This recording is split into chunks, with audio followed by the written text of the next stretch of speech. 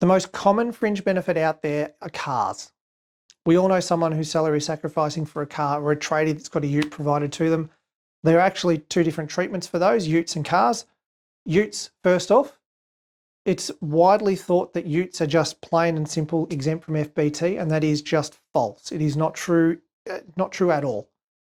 Utes are exempt if they are mainly used or pretty much wholly used for work. Mainly is not even close to the right word there. In an ATO ruling about a year ago, they clarified what they mean by mostly used for work. And they say about 1,000 kilometres per year of private travel is all that ute can do. If you go beyond that, too much private travel, FBT applies. If you think about your use, if you're a tradie of your ute, particularly if it's a dual cab, chances are it's going on more than 20 Ks a week. So something really important. And if you're an employer, the best thing you can do to protect yourself from the ATO is get a declaration signed by your employee that says they do not use the car for private purposes. One thing I will clarify here, home to work travel is deemed business travel in this case and this case only. We talk about from an income tax deduction point of view, home to work travel is private travel. When it comes to this FBT exemption for utes and this only, home to work is business travel. Now, when it comes to passenger cars, none of that applies. Passenger cars attract FBT. There's two ways of calculating the FBT on passenger cars.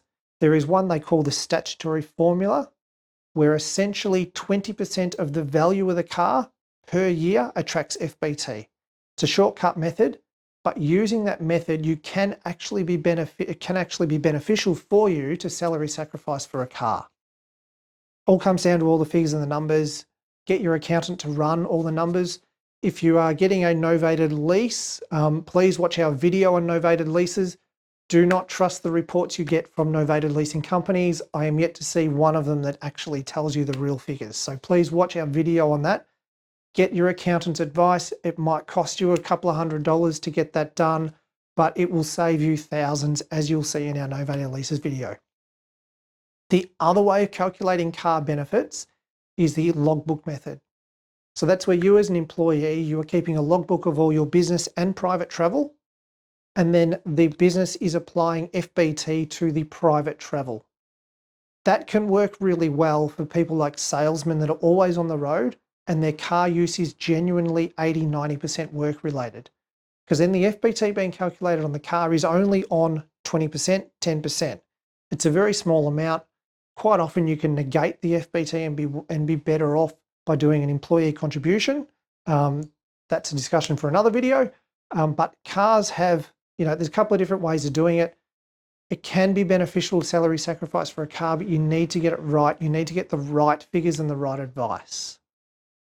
So that's cars in a nutshell. There are a lot of intricacies in it. Please go and get advice before you are thinking about it. If you're an employer providing utes, then please make sure you get the declaration done, get it all right, talk to your employees, have a policy in place, and that's something the ATO have in their ruling, that as a business you need a policy in place that says private travel is not allowed in those cars. Any questions? Chat to your accountant.